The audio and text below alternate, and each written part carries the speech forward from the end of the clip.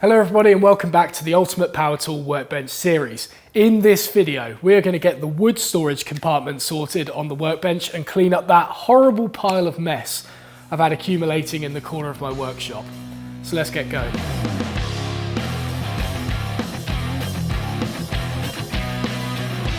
So this is the compartment in question. In here, I want to divide it into 6 sections, so 1 horizontal and 2 vertical dividers.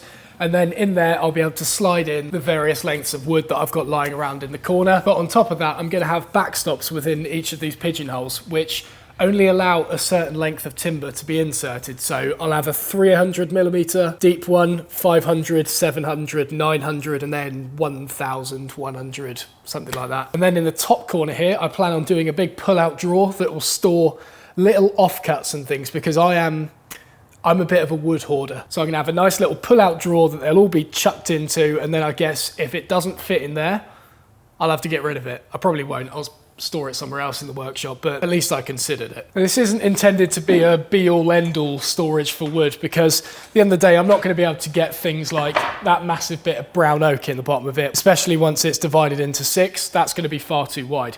This compartment storage is mainly for bits like, well, half this stuff, bits like that, bits like that bit of oak, panels like that will fit in sideways, just bits that are laying round and are just in the way, because at the moment it's just so difficult to get access to things back here. And with all of these little bits out the way, it means that I'll easily have access to things like this big slab of ash without all this stuff just falling over around it. So the first bit I'm going to cut is the horizontal shelf, and then with that laying flat, the 2 vertical ones beneath it will be what supports it and prevents it from bowing, whereas if I was to do it the other way around, the horizontal, there would be potential for that to split because there's nothing supporting it from underneath, especially due to the fact that I'm using OSB. On that note, after I've cut it to size, I'm also going to be putting a solid wood lipping over one side just to prevent any chipping if I was to ding it with a bit of wood in the future. Oh, and before you guys say, yes, I am still using a sacrificial piece of MDF under this. I don't have the heart to use the path top before I fully complete this workbench. I don't have the heart to do it.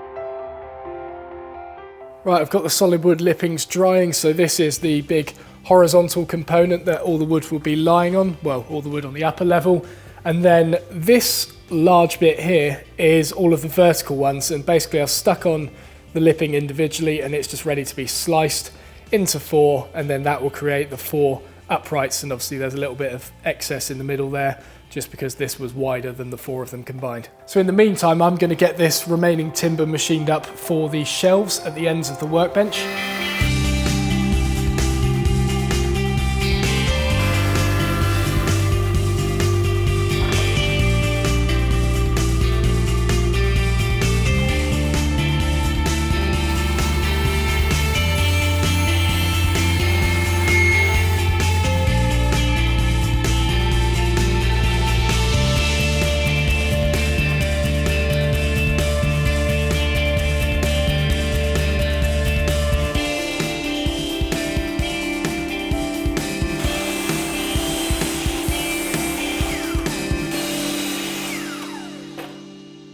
Alright, so that should, wrong one, in there, lovely. And then I'm going to use the location of those pins at the top to mark the grooves in the bottom, which will prevent the shelf from sliding in and out. And I've got a round over bit installed in the table, And all I do is just center that above the mark that I've carried across to the end grain here. The radius on this router bit is a little bit wider than the radius of the shelf pins, so I don't have to be too accurate with this. I didn't quite have the right size available. It will mean it's a little bit sloppy on there, but with weight on the shelf, it should lock it in place.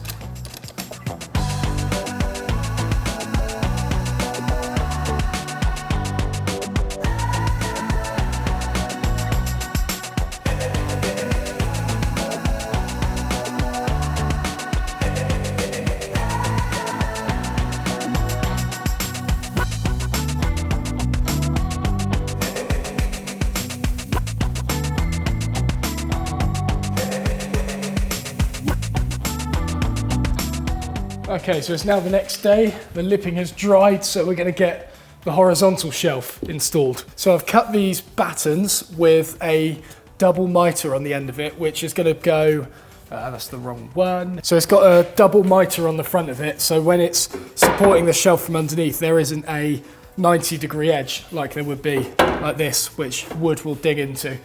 Just by putting a double mitre there, yes, it's spiky on the tip, but there's going to be a shelf on that protecting it anyway. So that will just prevent any damage to the batten. So to initially fix it in place, I'm going to be putting glue on the back edge here and then screws in from the front. And then I'm also going to screw it from the other side as well. This face here, I'm thinking of turning into a shadow board. So the screw heads that are visible on that side will kind of blend in with all the things that are hanging there. As for the other side, that's right at the back of the cabinet. Never going to see it, doesn't matter. I just want to make sure this thing's nice and secure because there's probably going to be quite a bit of weight on it.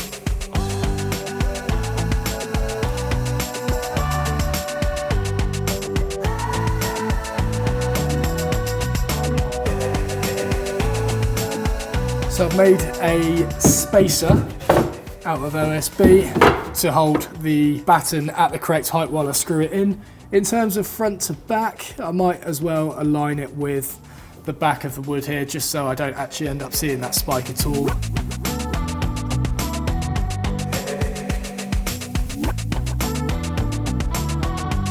Okay, now to cut the uprights to size. I forgot to mention before, some of you may have been questioning why I cut the lipping into 4 bits rather than just put one long strip on the end of it and then cut off it.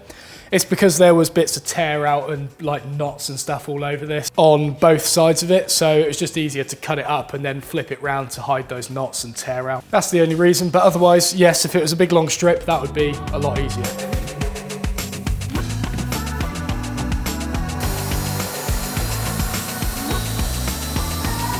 Because of the way this bench is constructed, the top panel is a little bit different because it's got a hook up and under this frame here and then join up with the underside of the top. So I'm going to cut it to this width to begin with and then just cut the notch out the front afterwards.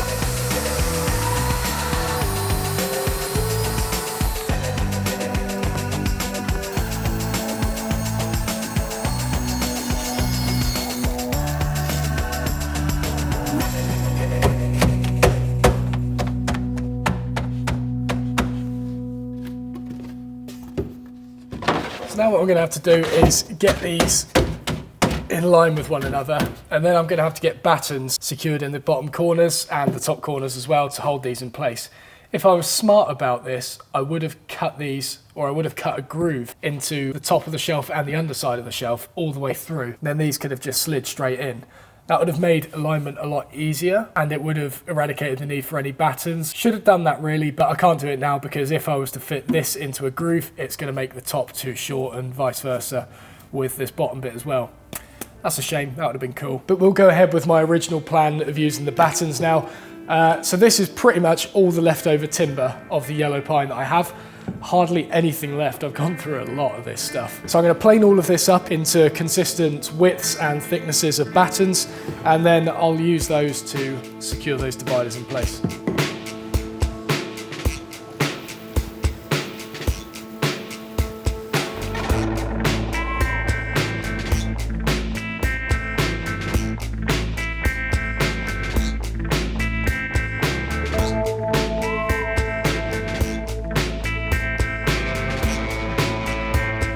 Okay, so this is going to be quite difficult because not only have I got to get the dividers in each of these corners, but I've also got to get the backstops in as well to suit the different lengths of timber. And you know, I could make this easy by taking off the top and getting access to at least these top 3. In fact, I could just take out that shelf, take off the top, and then I'd have access to the bottom 3, put the shelf in, then do the top 3. But I am too lazy. I can't be bothered to unbolt this top. Can't be bothered to just faff around deconstructing this, and like, I've done that enough this project. I'm gonna make it hard yet easy for myself at the same time. So I'm just gonna keep it all in place and then try and get those backstops in. The top ones won't be too difficult because these are 300 and 500 mil back. That one is 900, which ain't gonna be easy. Luckily the 1100 is like just hits the back of the cabinet, so there's nothing there. We'll see if I regret that decision. So to start with, I'm gonna cut a compound angle on the ends of each of the battens that are supporting the dividers using a bevel of 30 degrees and a mitre of 35.3 degrees, which will give an even compound angle across the square battens that I've made.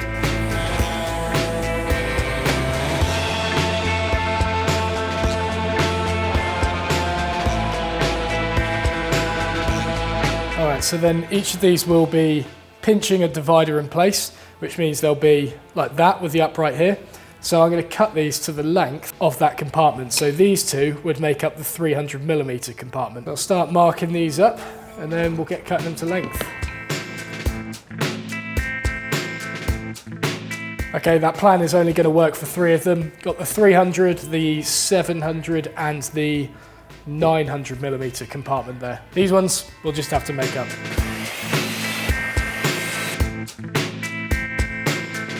So I've got another spacer here. That should be the correct division for the dividers. Division for the dividers. Fill it.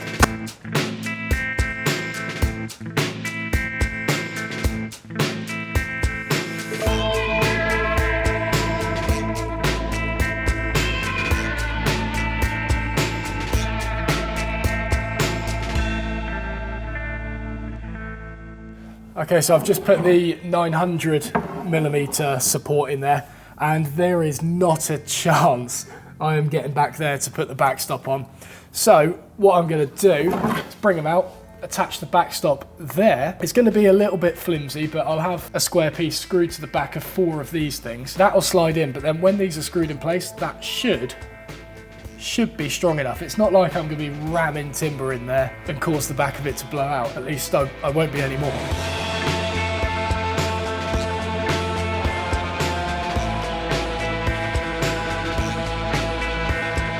Don't worry guys, the plans will definitely include grooves. Not this. Not this.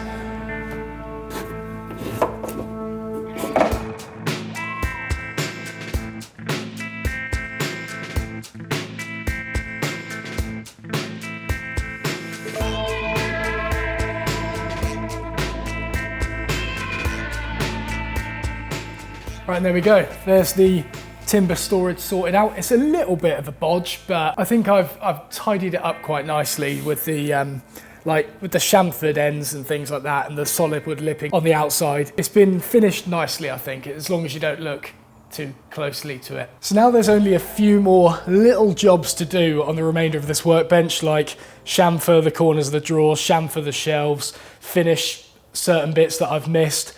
A few little jobs, but I am going to leave that for the next episode, which is going to be an overview video of the entire build, and then we'll take all this rubbish off the top, load it all up with tools and stuff, and yeah, you'll be able to see the finished result, and this project would finally be done. Finally. So I'm sorry to end it on a cliffhanger like that, but it would have been rude to end it on part 9. You know, I've got to get it to part 10, a nice round number. That would be good for the series. So don't forget to like and subscribe if you haven't already. Chuck any comments below if you've got any suggestions, feedback, criticism. Not that it will change the project much at the moment because it's done, but you know, I'll see you in the next video.